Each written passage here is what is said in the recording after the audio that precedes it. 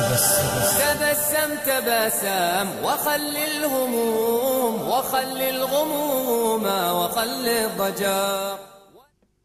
نحمده ونصلي ونسلم على سيدنا ونبينا وحبيبنا وشفيعنا ومولانا محمد صلى الله تعالى عليه وسلم، رسوله النبي الأمين المكين الحنين الكريم الرؤوف الرحيم. أما بعد، فأعوذ بالله من الشيطان الرجيم. بسم الله الرحمن الرحيم. قال الله تعالى في شأن حبيبه: إن الله وملائكته يصلون على النبي يا أيها الذين آمنوا صلوا عليه وسلموا تسليما.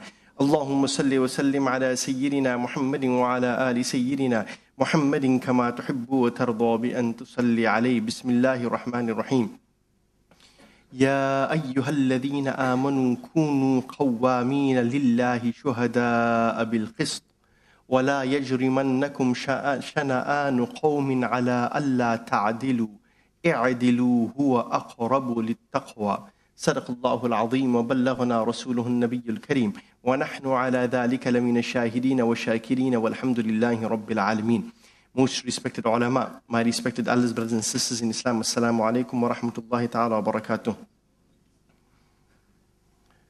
Last week we had commenced on the discourse of tyranny and tyrants, and why are we Muslims so tolerant of Muslim tyrants and Muslim tyranny. And just to recapitulate and to just give you an overview for those people who may not have been here last week, some of the crucial aspects that were discussed were the issues of tyrants and tyranny and the characteristics of tyrants and the tyrannical leadership. Essentially, you can bring it down to 7 points. Firstly, these tyrants and their reign of terror and their ascent to power is primarily illegitimate. Primarily, right? It comes through coercive force, through coups, through some bloody battle or whatever it is there, right? And there is no consultation, there is no process of election, there's no process of selection, right? There is no public interest brought into the matter there. These people impose their power, they impose their governance on people regardless of what the will of the people may be. That is the very essence of tyranny and tyrants, number one. The second thing is that invariably when they enter into a position of leadership, illegitimate as it may be, and they are in a position of authority, they then vest power and authority. These tyrants vest power and authority to, firstly, their closest family members, and thereafter their loyalists and their allies, regardless of whether these people are in a position to govern, whether they have any sufficient abilities, professional abilities or otherwise, to be able to take on a portfolio which will be for the benefit of their people. That's the second quality or characteristic. The third is that they plunder the resources of the land. They take the taxes of the people and whatever it is, and instead of utilizing it for the benefit of the upliftment of society and the community and the people and the country, they take this money and they utilize it and they hoard it for themselves, for their families and for their loyalists. So generally what would happen then, thereafter, most of the money will be circulating amongst the members of their families, amongst their own loyal people, and whatever other business transactions take place there, it all has to go into the pockets of their loyalists. Right? Recent Muslim history in our own lifetimes bears testimony to this, as I mentioned last week, with Saddam Hussein, with Gaddafi, with the Saudi royal family, with the Bahraini royal family, the Qataris, you name the current tyrants who are still in power. Same modus operandi, right? One more characteristic of these tyrants and tyrannical regimes is that if they don't get sufficient support from their own allies, then they won't think twice of seeking assistance from the enemies of Islam. And just to maintain their power, just to maintain their authority, and just to ensure that they remain in a position of leadership, they will take the hands of the kuffar and the enemies of Islam to make them their allies in their war against their so-called enemies, regardless of whether those enemies are Muslim or not. Okay? And in exchange for the military force and the assistance of the enemies of Islam or kufr regimes. In exchange, these tyrants and tyrannical governments then hand out all the riches of the land for these countries and for their corporations and their corporatocracies to plunder and benefit from. So the bureaucracies of these enemies of Islam and the corporatocracies of these enemies of Islam, they then have easy access, right, official access to all the resources of the land of Muslims. Iraq is a glaring example currently. Afghanistan, glaring example currently. Saudi Arabia, glaring example. The biggest beneficiaries of all the oil wealth of these countries lies not in the Arab states and in the people of those Arab states, but it is now vested in countries in the Western world, like in the Americas and in the Europes. Okay? Then, one more very pathetic characteristic of these tyrants and tyrannical rulers, that in spite of their coercive force and the so-called authority that they wield, which is generally very, very oppressive, they always are so afraid for their own safety, so afraid for their own authority, and so afraid for their fragile governments, that they will create impregnable forts around themselves from the point of view of, in modern day, defense systems, defense weaponry, and so on there, to ensure that they have enough artillery to be able to keep any so-called resurgence at bay or insurgents at bay, right? If you look at the amount of war weaponry and defense systems that these tyrannical rulers in our era have spent, you will see that they are amongst the biggest buyers and biggest supporters of the arms industry globally. Whether it's Saudi Arabia, whether it's the other countries of the world, you will see that they are in the top ranking members of those people who buy the most amount of weapons. Why? Because they know their system of governance, their authority is based on falsehood. Okay?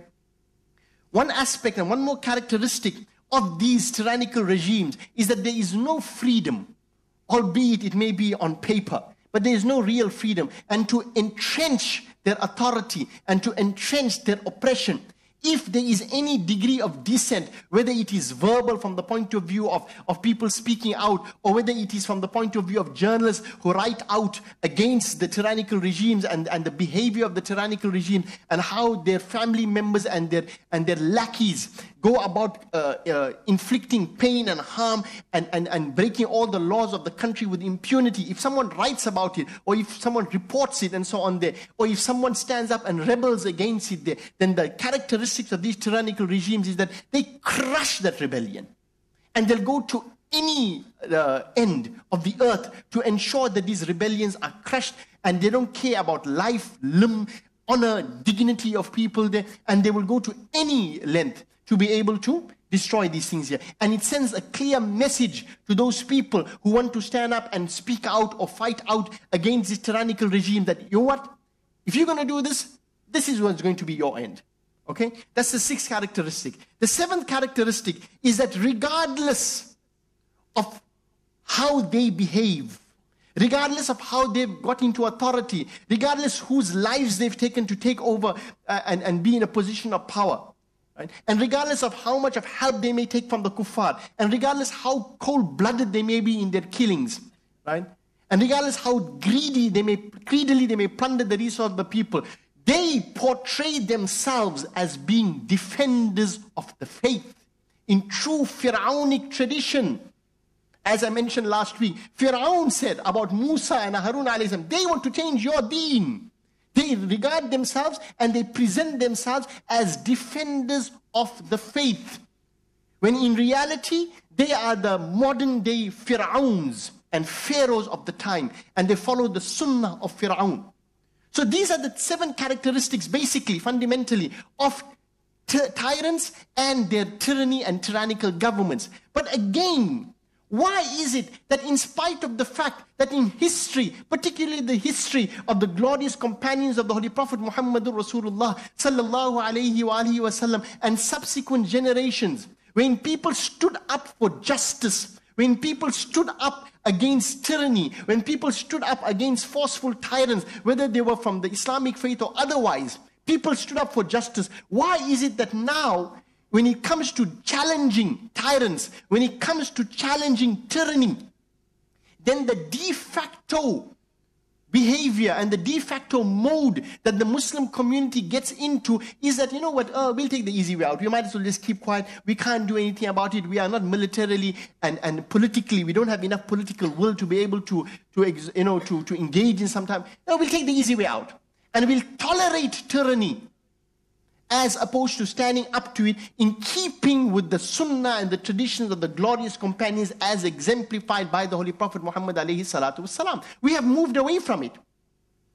We take and we choose the easier option that we would rather keep silent, keep quiet, right? Let them do whatever they want to do. Let them plunder the lands. Let them do as they wish. As long as we are comfortable in our homes there, why upset the apple cart? Whilst this may be permissible under certain political circumstances, it is not the option which is necessarily the favorable option in Islam. That's the point. We're taking the easy way out. And by virtue of us over centuries taking the easy way out, we Muslims can't claim that we are living in countries and our Muslim countries are free from tyranny, free from oppression, free from governments that are purely hereditary and run by families who have their backgrounds in thuggery, who are thugs themselves. And we agree and we, in one way or the other, give tacit approval. No, it's okay, well, what are we going to do? Really? Is that what we have been, what we have reduced ourselves to? Now, the million-dollar question that arises is that when did this degree of acquiescence and just submission to all this tyranny and tyrants rear its ugly head first historically in Islam? When did the reign of terror, when did the reign of tyranny, when did the reign of tyrants commence in Islamic history? This is very critical to our understanding of our now almost, acquiescent attitude regarding tyrants and tyranny and whatever it is there. And it has developed over the period of hundreds of years, wherein now we've developed a discourse, wherein now we give tacit approval to all of these tyrants there, and we'll justify it more often than not with scripture and the statements of scholars and whatever it is there to give justification to say, no. Rather, we prefer this route as opposed to taking the higher road and holding the higher moral moral high ground as such. When did tyranny begin in Islam? When did tyranny commence? Let's go historically first. Let's go to the hadith of Sahih al-Bukhari first. Sayyidina Abu Hurairah radiallahu ta'ala anhu, who is known as being the foremost narrator of ahadith. He's the largest narrator of ahadith. He narrates in Sahih al-Bukhari, and the gist of which is this. He said, I learned two types of knowledge from the Holy Prophet Muhammad alayhi salatu wasalam. And I was given information on two levels from the Holy Prophet alayhi salatu wasalam. One, which I present to you. And the other, if I were to narrate it to you, if I were to articulate it to you, then he pointed towards his neck. He said, this would be severed. Imam Ibn Hajar al-Asqalani, in his sharh, in his commentary of Sahih al-Bukhari, which is known as Fathul Bari, he gives a commentary on the statement of Abu Hurairah radiallahu ta'ala anhu, and he states that amongst the things that Abu Hurairah radiallahu ta'ala anhu was referring to in this one here was some of the predictions which the Holy Prophet Muhammadur Rasulullah sallallahu alayhi wa alihi wasallam made. And amongst those predictions which Abu Hurairah radiallahu ta'ala anhu did not openly speak about and not make a big fuss about, but he did towards the end of his life, was the fact that Yazid bin Muawiyah would become the leader of the Muslim empire. And Imam Hajar Asqalani in his Fathul Bari, check it up, right? Then stated that the condition of Abu Hurairah radiallahu ta'ala anhu was such that when he came to the year 59 Hijri, and there was 1 year left, there's a 1 year gap for Yazid bin Muawiyah to ascend the so-called, illegitimately, the so-called Darul Khilafah and the position of Khalifa of the Muslim empire. Abu Hurairah radiallahu ta'ala anhu then would go out in the marketplaces, loudly shouting and making people aware Allahumma inni a'udhu bika min ra'si sittin wa min imarati sibyan. He says, Ya Allah, I seek refuge in you from the year 60 Hijri and from the rulership of young thugs and young boys. 60-year Hijri. 59-year Hijri did that. Allah responded to his dua, and Allah subhanahu wa ta'ala took away the life of Abu Huraira radiallahu ta'ala anhu before the year 60 Hijri could take place, and Yazid instituted himself as the Khalif, illegitimate Khalif of the Muslims in the year 60 Hijri in Rajab. The father and the founder of tyranny in Islam, and the father of all Muslim tyrants till the day of Qiyamah, is one man, and that man is Yazid bin Muawiyah. It was no coincidence that Abu Huraira radiallahu ta'ala anhu used to make dua, and used to make an i'lan and an announcement in the streets of Medina, in the marketplaces of Medina, Allahumma inni a'udhu bika min ra'si sittin, from the year 60 Hijri, because he knew what he was talking about. He knew that the reign of Yazid would be the very birth of tyranny, and he would be the founder and the father of all tyrants in the Muslim empires till the day of Qiyamah. And his reign commenced in the year 60 Hijri. Shocking, isn't it? And do you know how Yazid's reign commenced? Yazid, the father of all tyrants in the Muslim empires, commenced his reign by first crushing the most honored family till the day of Qiyamah and after Qiyamah as well. In paradise as well, which is the family, the sacred and holy family of the Holy Prophet Muhammadur Rasulullah sallallahu alayhi wa sallam, who are known as the Ahlul Bayt, the household of the Holy Prophet Muhammad alayhi salatu wassalam. He sent his army and he commanded them to crush the so-called rebellion of Imam al-Hussein radiallahu ta'ala anhu, who had come there with his family, right? Including his brothers, Sayyidina Umar, Sayyidina Abu Bakr, all sons of Ali karramullah ta'ala wajhul kareem, after Fatima al-Zahra radiallahu ta'ala anha's demise. Imam Hussein came with his family, with his sisters. Amongst his sisters was Sayyida Zainab. Amongst his sisters was Kulthum. Do you know who Kulthum is? She is the wife of Sayyidina Umar ibn Khattab radiallahu ta'ala anhu.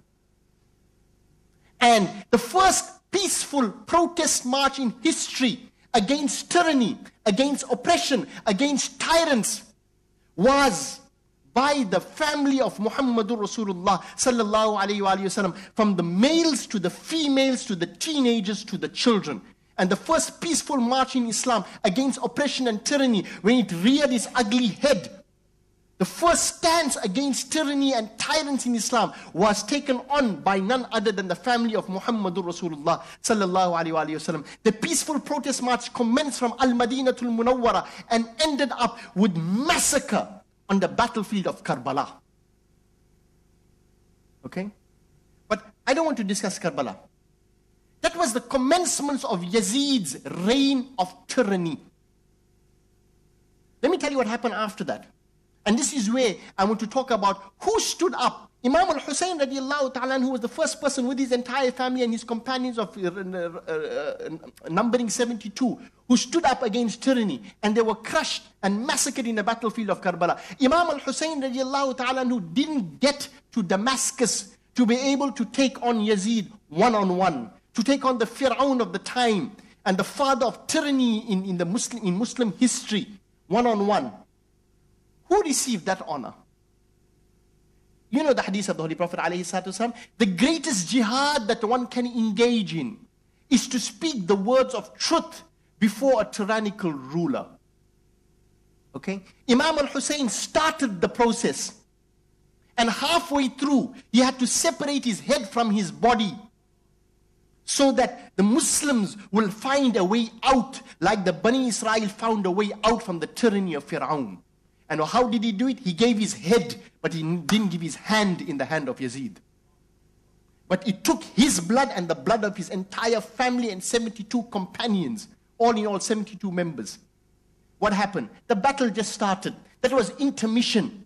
when you get to Damascus, in the company, in the court of Yazid, in the palace of Yazid, the Ahlul Bayt, the household of the Holy Prophet Muhammadur Rasulullah sallallahu alayhi wa alihi wa sallam, are brought with the women of the household of Rasulullah sallallahu alayhi wa alihi wa sallam in a condition wherein their hands are in chains.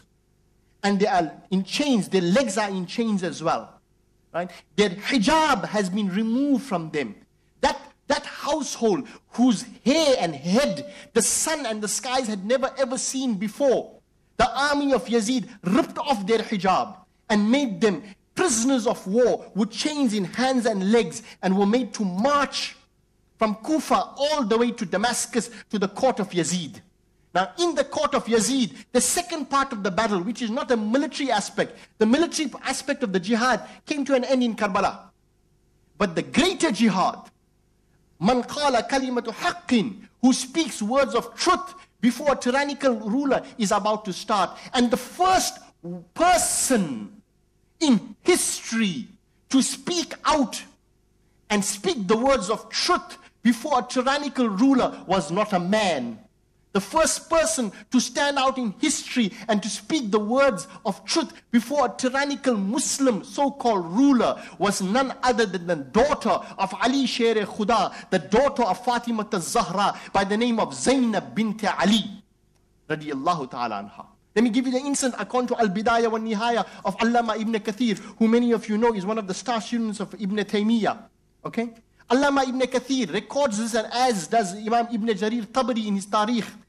Imam Ibn Kathir states that Fatima Sughra, the youngest sister of Sayyida Zainab, the daughter of Ali Karamullah Ta'ala Wajahul Kareem, she was relatively young in comparison to her sister, and she was very beautiful. They were brought without hijab, which never happened before, and they were presented in the cause of Yazid in chains.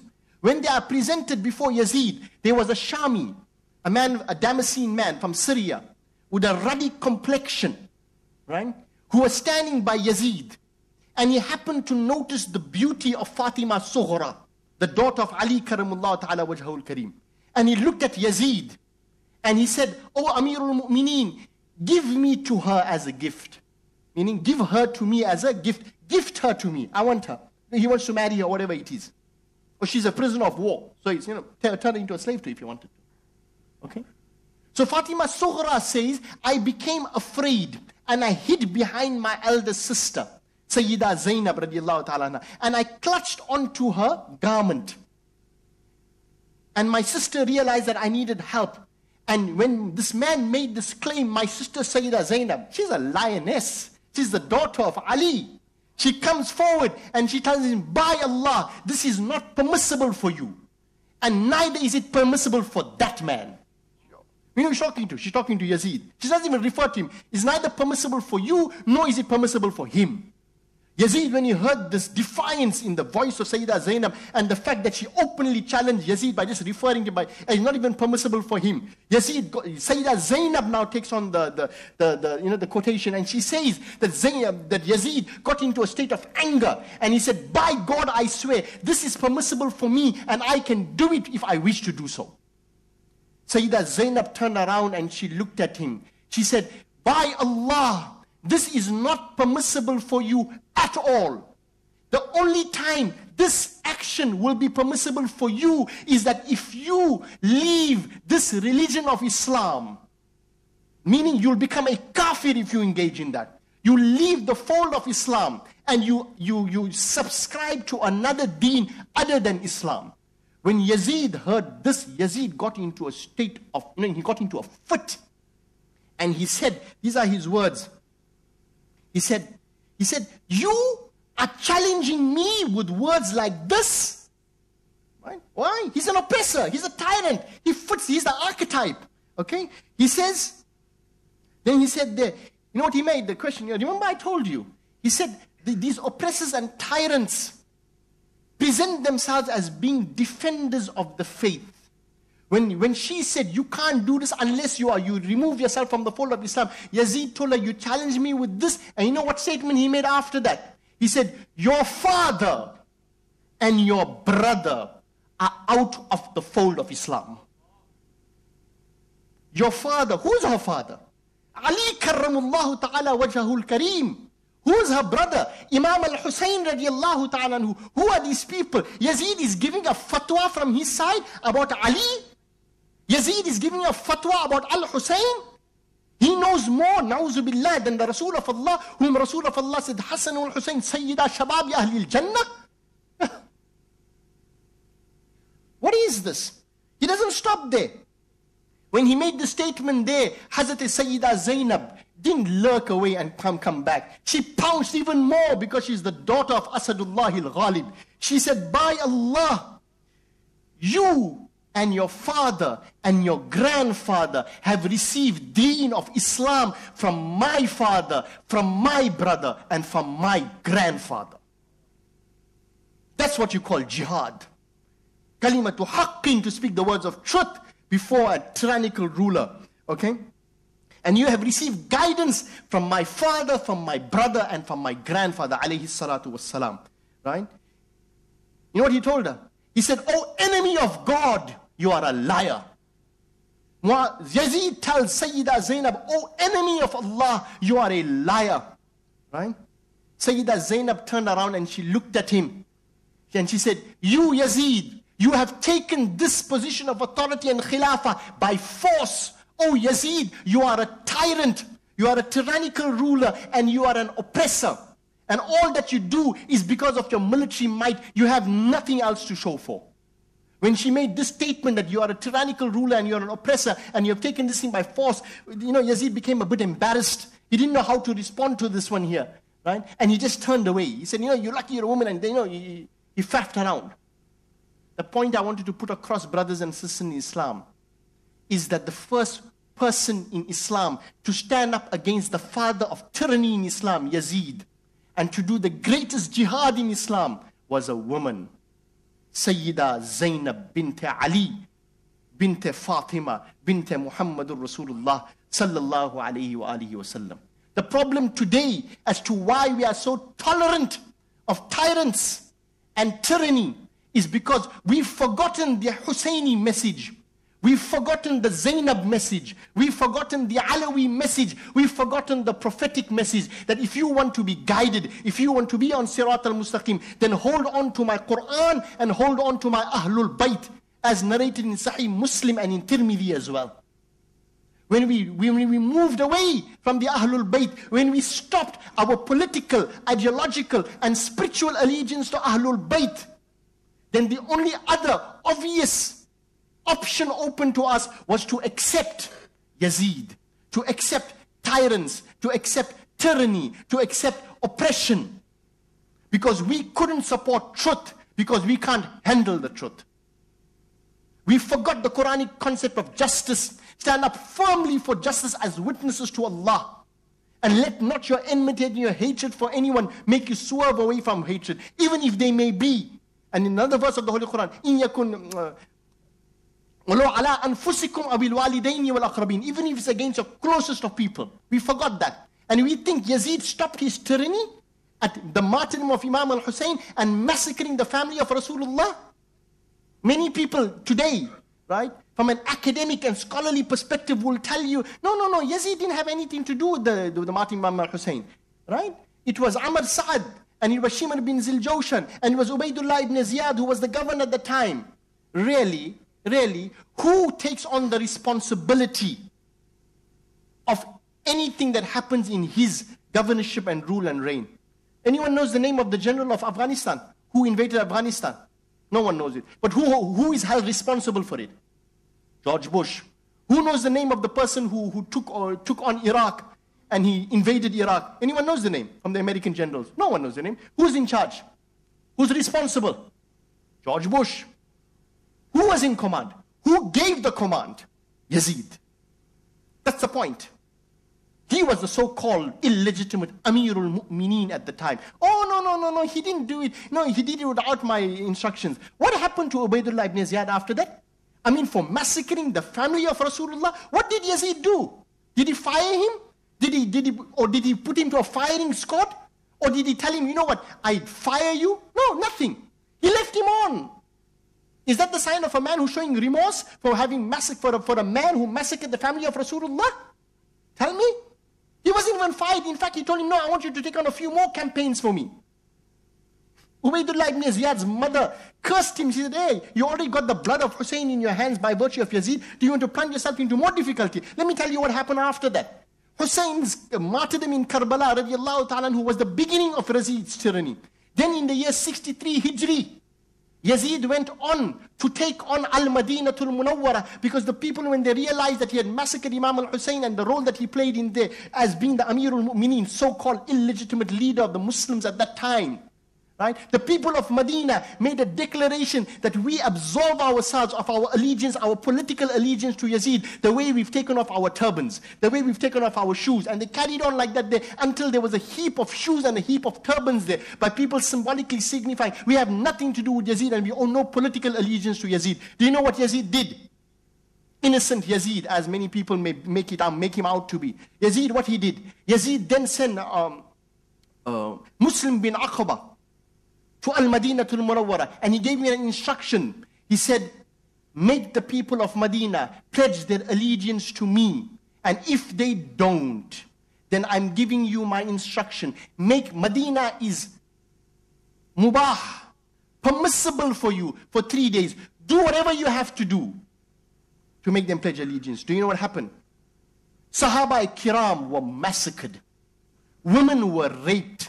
Houses were pillaged and plundered in the holy city of Al-Madinatul Munawwara. You know what the Holy Prophet ﷺ said in a Sahih Hadith? He says, anyone who causes harm or pain and affliction, right, or any type of destruction to Medina, Allah will destroy him the way salt is dissolved in water. Yazid gave that instruction. In the year 64, before Yazid died, his own commander, Muslim bin Aqaba, then went on to Makkah. And he knew he wasn't well, so he gave an authority to another person that in the event of my death, you must take over. And what was the instruction there? Again, siege Makkah after destroying Medina and killing and pillaging and plundering Medina. Yazid's army then goes to Makkah. Muslim bin Aqaba dies, his deputy comes in. And you know what they did? They threw catapults from outside the haram into the Holy Kaaba. And as a result of all of that, that furor that was taking place in the Holy Kaaba, the walls of the Kaaba was destroyed. A fire was created. The Qiswa of the Holy Kaaba was burnt. And 3 or 4 days later, after this siege in Makkah, Yazid died as well. That's Yazid for you. Father of tyranny in Islam. The father of all tyrants. And everyone else who's followed him, if you follow the characteristics that I gave you, you will see he was the archetype of tyranny in Islam, and everyone else till 2013 who follows him follow the same sunnah of Yazid. But it may not necessarily be political. Today, it's extended itself to ideological tyranny, political tyranny, financial tyranny, and so many other types of tyranny. And we all Muslims, you all keep quiet. Why? Just like Imam al-Hussein, all people, no, we support Hussein, we support Hussein, we support Hussein. But when the time comes to put your money where your mouth is, or rather to put your head where your mouth is, and be willing to give it off, then only 72 members are around. And today, in this ideological tyranny that we live in, anyone who dares speak the truth, he's part of the minority, he's politically incorrect, everyone else is politically correct. Until we don't get rid of that siege mentality, that Yazid mentality, and subservience to Yazidi tyranny, and adopt the Husseini mentality, and adopt the Husseini way of thinking, and the Alawi way of thinking, and the prophetic way of thinking there, this Muslim ummah will never rid itself of tyrants and tyranny.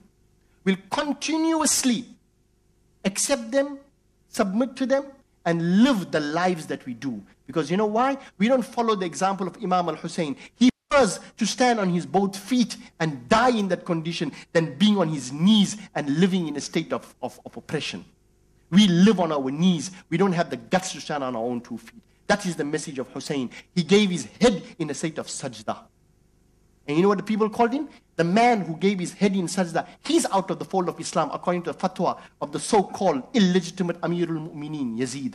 Allah grant us tawfiq and hidayah to wake up to this intellectual and academic fraud that people dish out to people, and we readily accept it without creating a balanced view on the history of Islam and creating the distinction between truth and falsehood. Allah gives us tawfiq and hidayah, inshallah ta'ala, wa ma alayna al-balagh. IPCI bookshop is out there. Please support them for some books that you want to buy, because all the money goes to our activities. تبسم تبسم وخل الهموم وخل الغموم وخل الضجر.